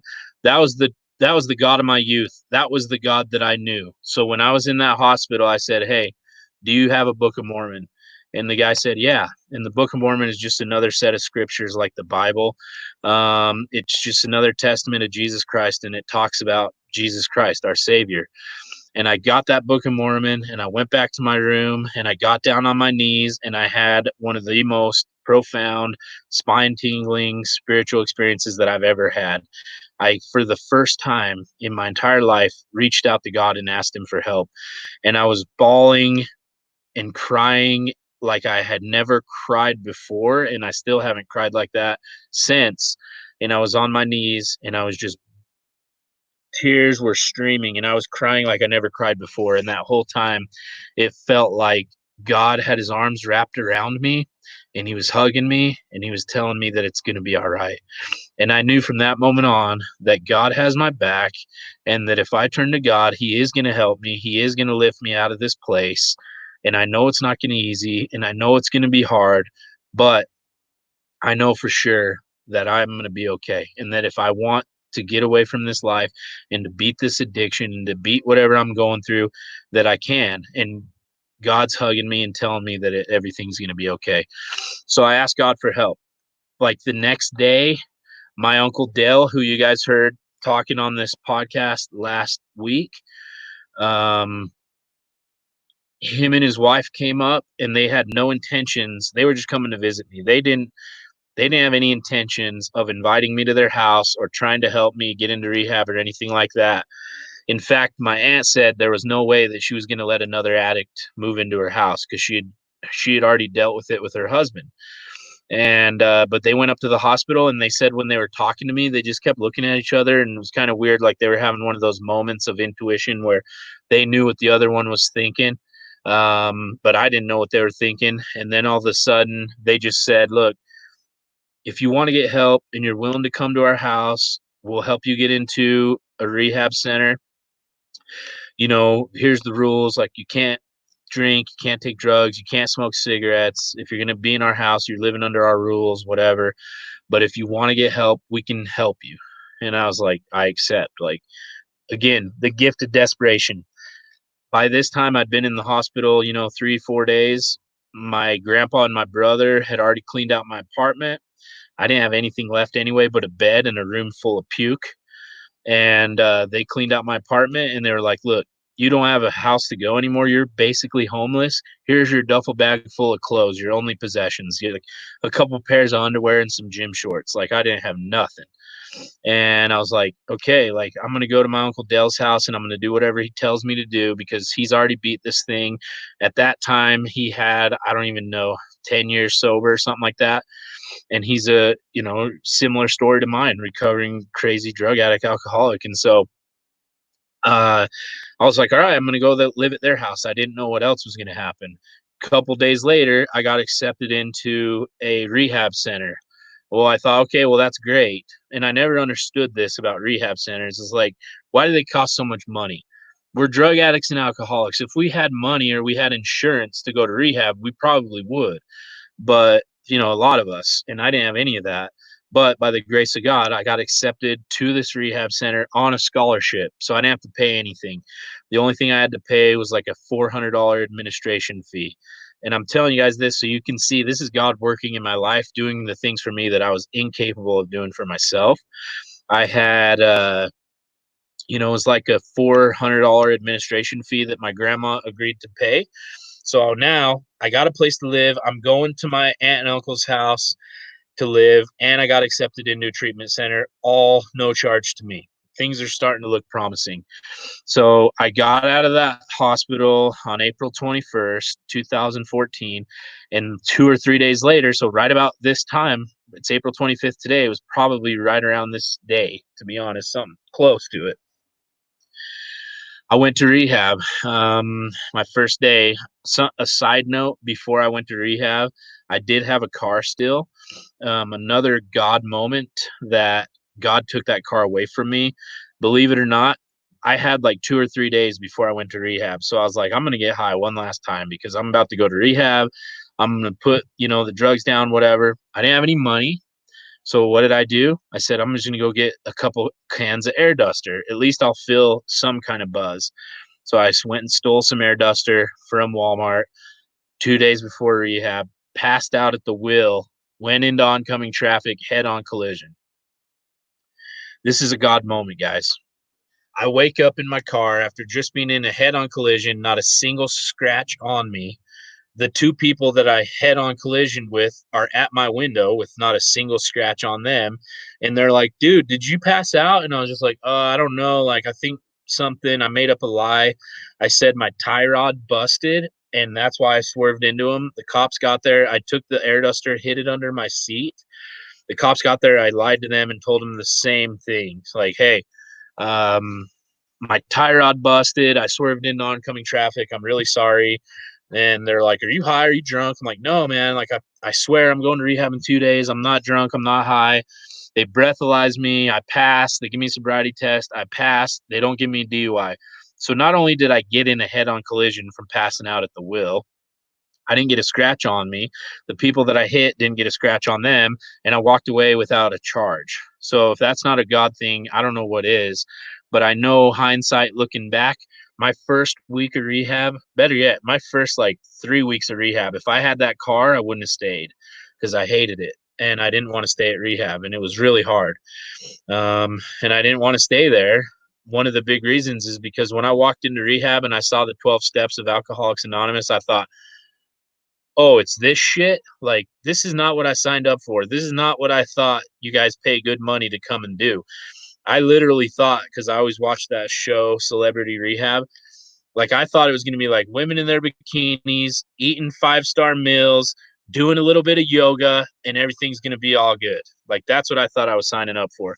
So when I showed up to rehab and they were like, no, you're going to do process group where you're going to share your feelings and you're going to do the 12 steps of AA. I'm like, hell no, I'm out of here. I don't want this. Like, I want to go to where I can go to some 5-star resort and get a massage. Like, this is not what I signed up for. So God took that car from me because he knew if I had that car, I wouldn't have stayed at rehab. And I didn't have anywhere else to go. So I stayed at rehab because I was taking the bus there, and I was living at my uncle's house, and I didn't have a car. I didn't have anywhere to go. So what was I going to do? Take the bus to the mall and walk around? So I stayed at rehab. Thank God. I was there for like 90 days. I was there for quite a while. Same rehab that LT went to, the IOP, where I met LT, where I go every Friday still, where I speak at, once a quarter, probably a couple times a year.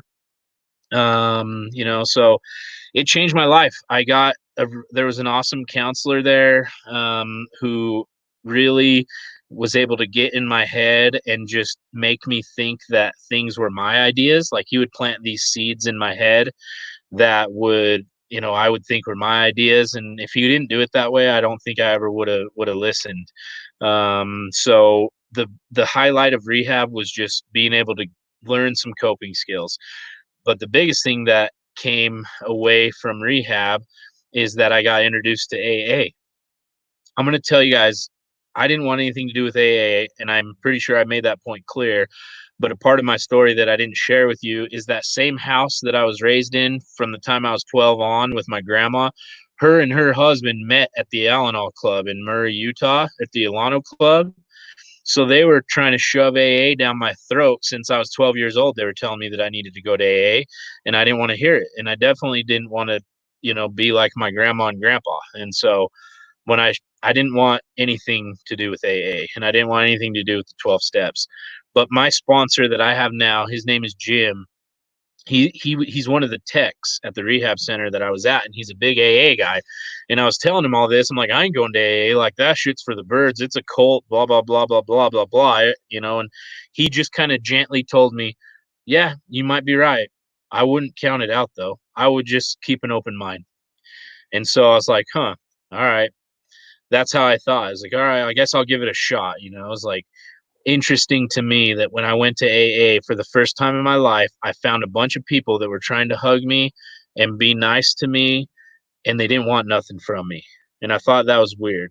But they say, find somebody who has what you want. What I wanted was the light in their eyes, right? When you go and you find people that are in recovery and they're working an honest recovery program and they have God in their life and they're honestly recovered from drug and alcohol and a hopeless state of being, they have that sparkle in their eye. Those are the people that anyone in early recovery need to find. Find the ones who have the sparkle in their eyes, because they're the ones who have God in their life. They're the ones who are really doing it. And those were the people that I was now surrounded with.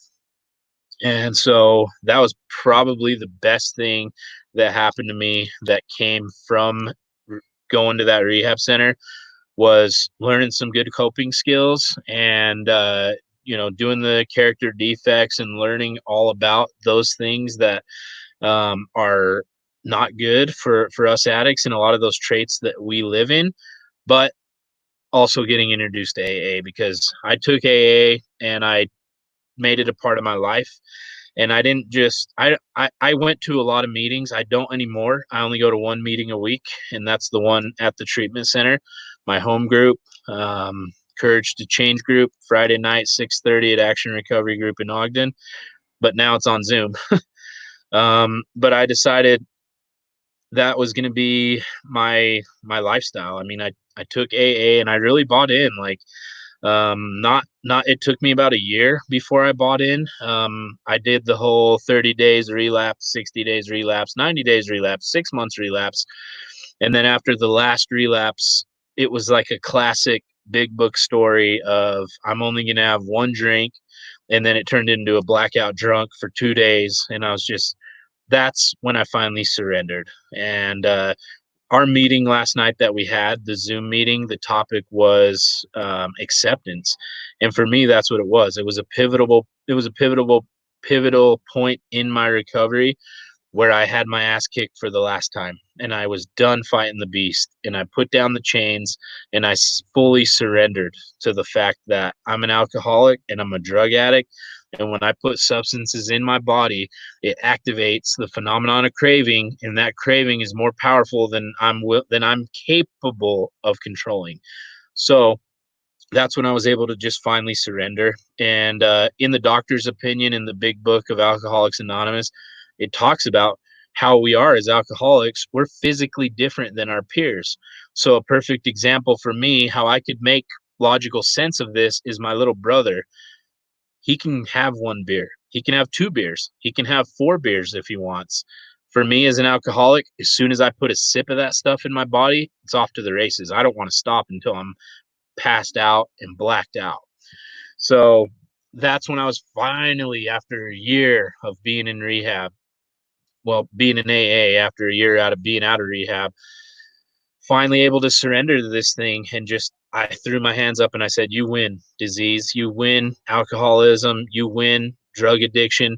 You win. I'm done fighting it. And I'm just going to surrender, and I'm just going to accept the fact that I'm an alcoholic. And now I'm going to start actually doing the things that they suggest you do in the recovery meetings. It's not easy, but it's simple. Get a sponsor. Find somebody who has what you want, who has worked the steps, who has recovered from a hopeless state of being. Work the steps. You don't understand the magic that is in there until you actually do it. It's going to help you get in touch with God. It's going to help you clear out all that baggage that you have.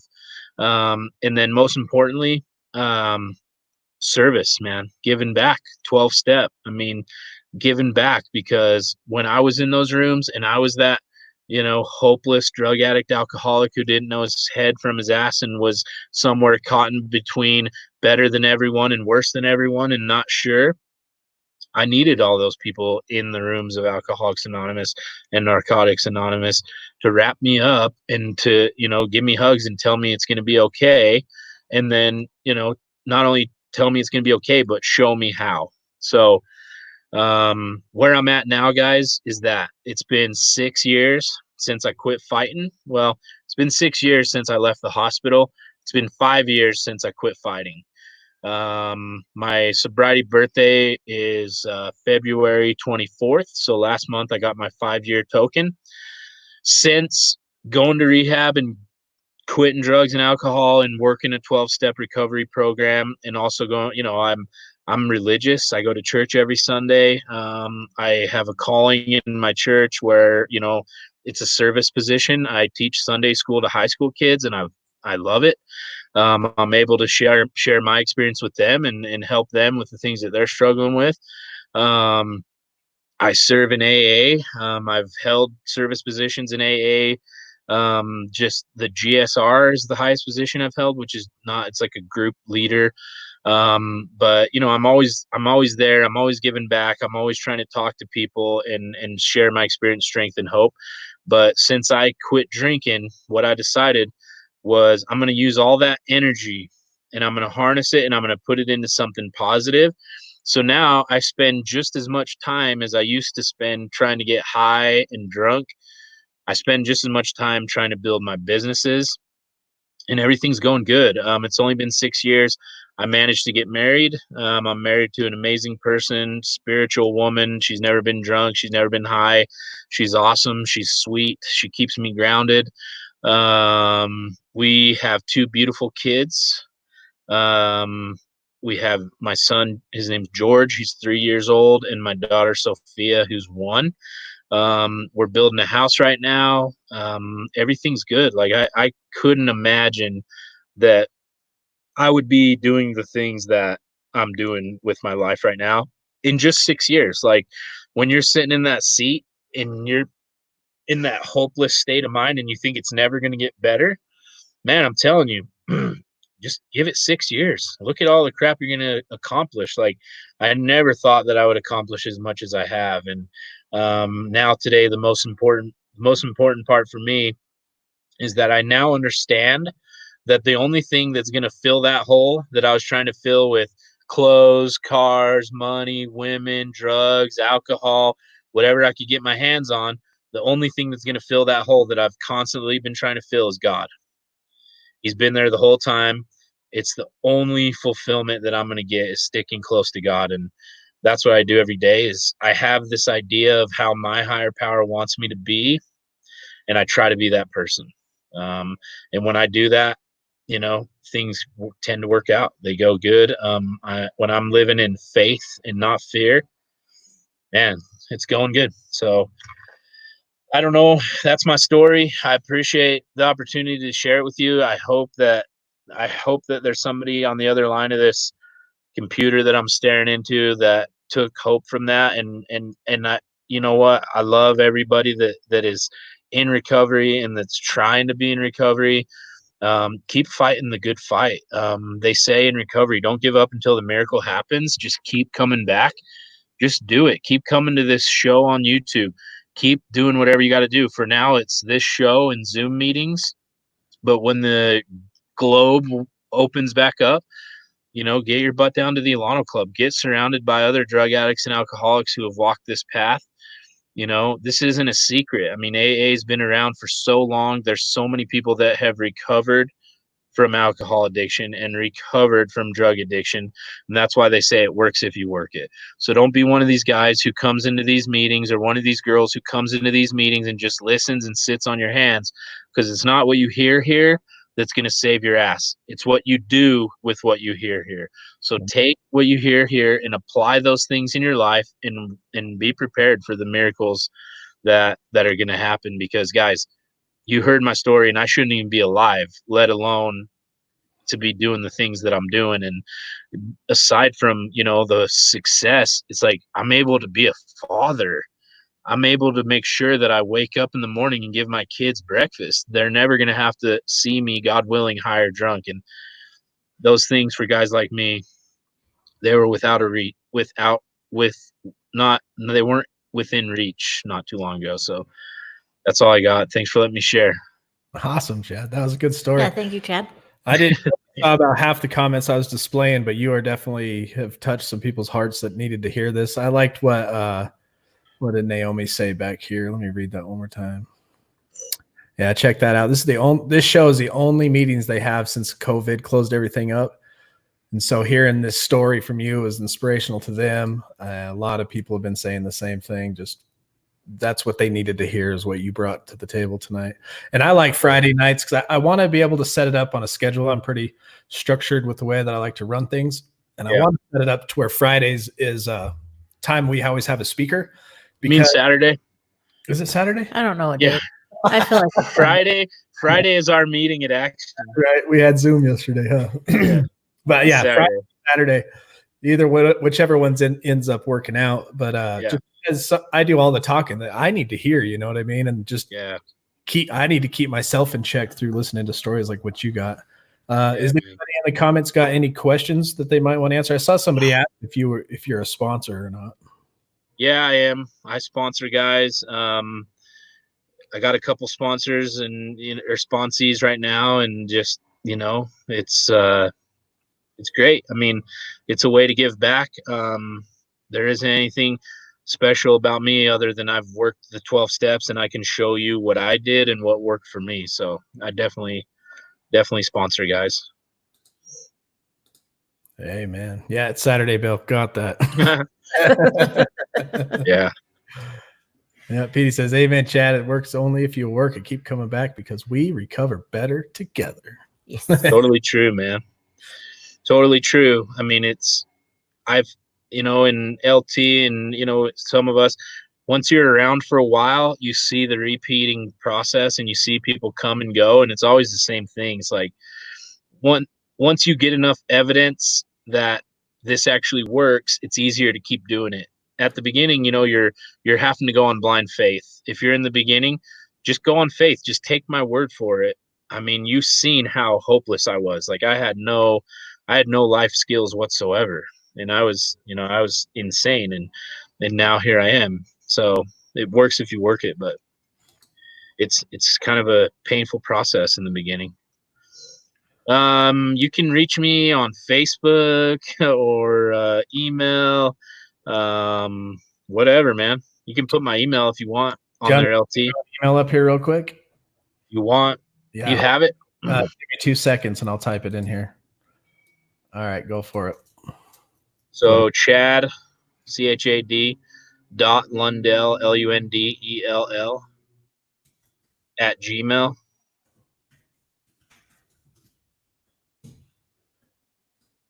I look right?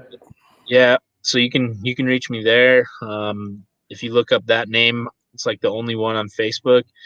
I'm in some recovery groups on Facebook too.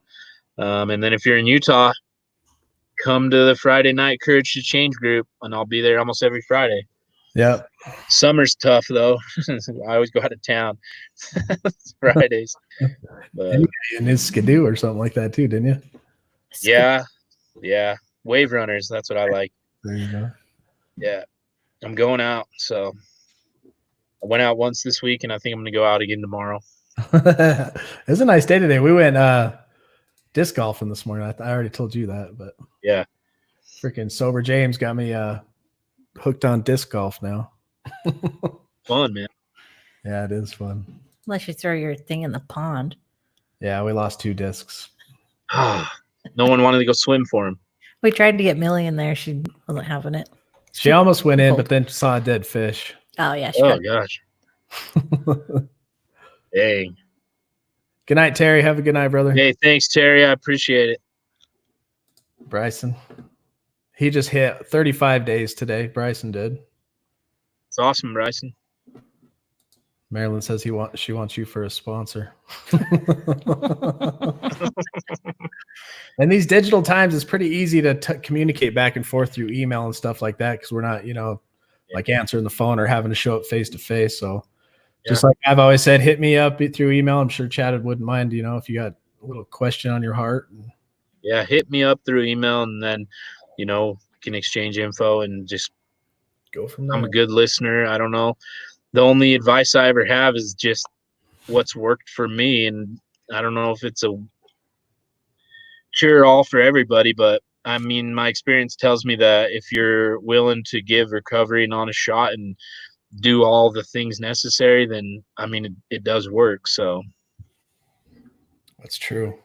and I love seeing like how your guys' show is family oriented and that. I mean, just, because it just damages so many families and so many people. So I love seeing your kids popping in and seeing you guys attacking this together, because maybe if more couples approached it that way as like a family problem, then we'd have higher success, I think so. I think you're right on there. And another thing we try to do is break that stigma so people aren't afraid to attack it as a Yeah. family. Because a lot of people, oh, my husband's an addict, but I don't want nobody to know, instead of just like, screw it. We all need help.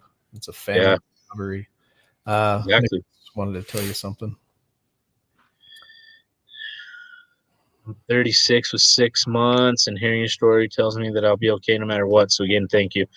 Hey man, Nicholas, amen, brother. Like, just keep going. It's if the like we say, I don't know if you go to AA or not, but in the very first reading at every AA meeting, it says, the one who has all power, may you find him now. And that's God, right? That's my answer. I mean, it's always my answer. And, it wasn't ever hard for me because I had belief in God before AA. So I understand a lot of newcomers, they might be atheist or agnostic or just have issues with God from their past or past religion or whatever. And I imagine that's a struggle. But I would just say, keep an open mind that there is a power that's higher than you and more powerful than you. And whoever, if it's a he or a she or the universe or whatever it is, grasp onto something more powerful than you, and it works. Follow up on the dude at the hospital, man. No, That's fine. He's like, what about that guy? gosh, I know. Yeah, they took him to like another unit even when I was there. Like he was, I don't know if they took him to the straitjacket section or what, but I mean, I was in the room. Then they put me in like the room with all the other drug addicts and stuff. So yeah, Krista, yeah. Yeah. Nice. Your home group's Courage to Change too. I like that. That's Good cool. name. Yeah. Hey man, just keep going. Keep going to AA. Don't get caught up in the clickiness and all the, just get caught up in the meat and potatoes of the program. Like, it's a beautiful program, man. And it's I tell people this all the time, and I'm not trying to be rude about it, but going and sitting in AA isn't going to do you any good. Like, you have to go to AA, sit in the meeting, listen to what you hear, and then apply it. That's where you're going to recover. So it's cool because when we first start going to AA, we get that relief just from being there. We feel so good. So you get that hour of relief, but there's 24 hours in a day. So if you're only going to one meeting a day, you get a relief for an hour. What are you going to do the rest of the 23 hours? You got to work your program, and you got to start getting some of those layers peeled back. And, it's just, yeah. I never want to come off as like preachy or whatever, but man, I'm passionate about this stuff. And it's like, man, I just hate seeing people come in and struggle, because it doesn't have to be that way, but we just fight it and fight it. And I know I did it, and and I get it, but once you really buy in and surrender and just start taking and doing the things that are being suggested, it just gets easier. Yep. I couldn't agree more with that. Faith without works is dead kind of a thing there, huh? Totally. Yeah. And I mean, we haven't known each other that long, LT, but you're a prime example of that. Like, you came in and you just bought in and you didn't fight it, and you just started doing the things that were suggested, and now think you're starting to flourish. Like, you're a bright light in recovery, and you're not even like in long-term recovery, but it's just because you bought in and you didn't fight it. You don't think that you know everything, and you just take suggestions, and It's awesome, man. I love watching it too. People want you to jump into our Zoom on Saturdays. Cool. He's a busy man, Unc. I know, yeah. I'll pop in as much as I can. I'll tell you that. I mean, this is the first time tonight I heard about it, but I'd like to give back to this community because it's a great place to be. Yeah, it is awesome. And with the home group that I joined, I became the GSR, and then we got shut down like 2 weeks later. And I was like, dang, Yeah. I haven't really been able to learn that yet. Yeah. What home group did you join? Yours, Curtis to Oh, Change. you're our GSR? Yeah. Oh, I missed that. Nice. They voted me in. I think you were out of town. Yeah. They voted me in. I went to one meeting in Brigham, and then bam, this all happened. Dang it. You're going to make a great GSR. Thanks. You have to teach me what you know, because I still don't even know what to do. I'm just like, okay. I don't either. I don't either. Just go to the meetings. Just you basically, as a GSR, you basically take our voice to the district and vice versa. So you vote at district and stuff, and it's just a good way to keep this ball rolling, you know. Yeah, I guess with Bryce and me and somebody else, our voice or our group now has like 3 voices or 3 votes at district for stuff. So cool. Yeah. Cool. Yeah. I'll wrap that up. If you're good, you got anything else, or anybody got? It's like about a 20-second delay for a comment, but anybody else out there got anything for Chad, or you got anything you want to say more, Chad? Not really, man. God is good. God is powerful. It works if you work it. I mean, if you guys are struggling, hang in there. Keep coming back. And for those of us that have, you know, some time under our belt, same. Just keep coming back. It's a community. We got to keep it rolling, because if we're selfish and we just come into this community and get good and then leave, then what about the next guy, you know? So we got to keep doing what we're doing and giving back. And that's why I'm here. And, you know, I appreciate you guys, what you're doing on this show. And it's just a great place to be, man. Happy to be a part of it. Yeah. Well, we appreciate it. Aaron's got a question. Oh, Aaron has a question. Where is she? 2 up. Oh, how are your parents? So my mom is crazy as ever. Just ever since I've gotten clean, she doesn't really want anything to do with me. She doesn't feel, I mean, I don't know what it is. I can't explain it. I assume that she just doesn't feel like good around me, but now I'm known to my family as like too good for everybody and the religious God guy. And so we're not doing so good. My dad passed away. He at the end of his life, we really made amends, and we had a pretty good relationship. He passed away. He got Lou Gehrig's disease, and he died pretty quick. Young guy too. He's only 42 years old when he died. And since he's died, I've learned a lot about him, that he was a really cool guy. You know, it's like I held a lot of resentments toward him because I thought all that stuff I went through as a kid was all his fault. And, you know, when he died, you know, I learned a lot more about him. He's actually a really good guy. And I mean, I knew that when he was alive, but our relationship was rocky until the end of his life. So yeah, that's a bummer. My grandma, the one who raised me, they're both passed away too. My grandma and grandpa, God rest their souls. But yeah, my grandma that helped raise me too, she passed away. Yeah, cancer. So it's just me. I'm close with my brothers and my sister. One of my brothers we're not really talking right now because he relapsed again, but my other brother just got out of prison and he's living in the sober house where I went, and he's up in Ogden getting plugged into the recovery world, and he's doing good. He's been out of prison for like a month. And then I'm really close with my other brother, Travis, who's just a normie. He's not a drug addict or an alcoholic. So we're still here. Our video Life just is went good. I had to switch my battery. I think my camera died. No worries, but You can hear us, right? yeah, I can hear you. If Okay. there's no other questions anyway, I'll just tuck you out. But It didn't even flash at us. Yeah, normally our camera flashes. Let's see. No, just Murd said, I'm sorry for your loss, Chad. He lost his grandma too, yeah, including his mom's. that was a tough one. There we go. Cool. Well, thanks a lot, Chad, for coming on, and can't wait till I see you again, which will be on that Friday. And if you could pop in on Saturday, that'd be really awesome. I'm sure people would love to. Cool. Yeah, I will. And I'll see you Friday. And again, I appreciate you guys having me on here. Yep, no problem, brother. All right, peace out. All right, thanks, Chad.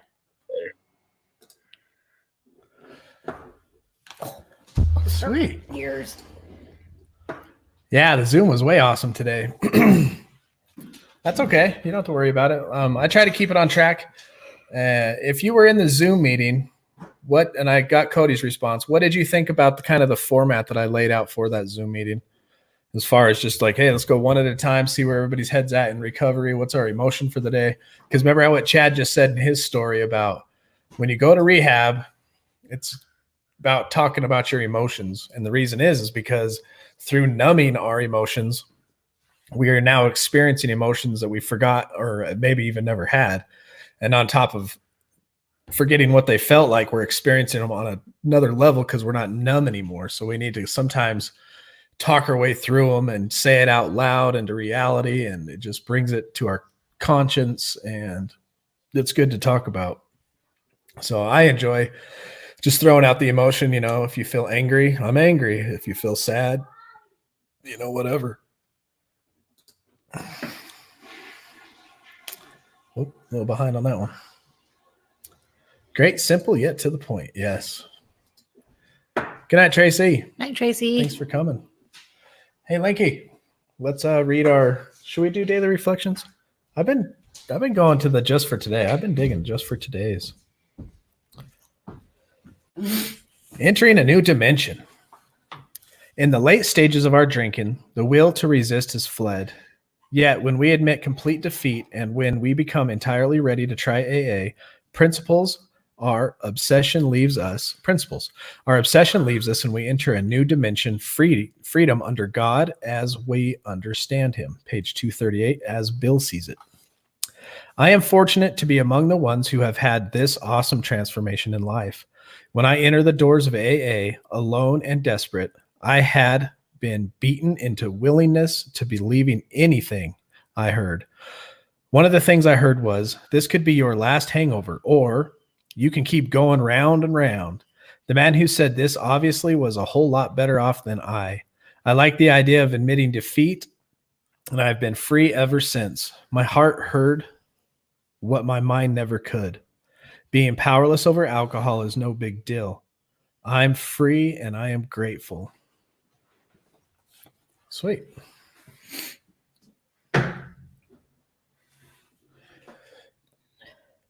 All about surrender, Unc. You're absolutely right. Ding, ding, ding, ding, ding. Good night to you there, Nicholas.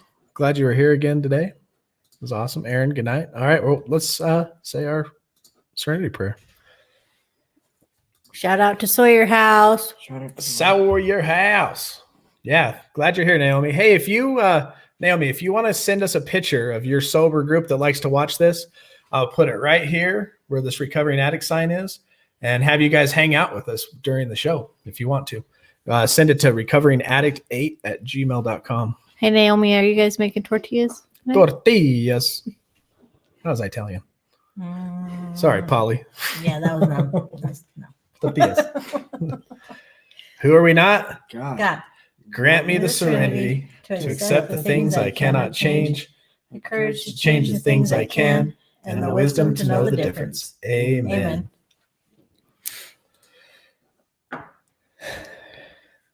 Right on. Well, we're out of here too, you guys. That was a good 2-hour show. Great stuff by Chad. No tortillas tonight. If you want the swag, shoot me an email, recoveringaddict8@gmail.com. We'll hook up. Private Facebook group, Saturday Zoom. And you guys all stay good. And until the next time, stay strong, work your program, and remember, what do we always say? We recover better together.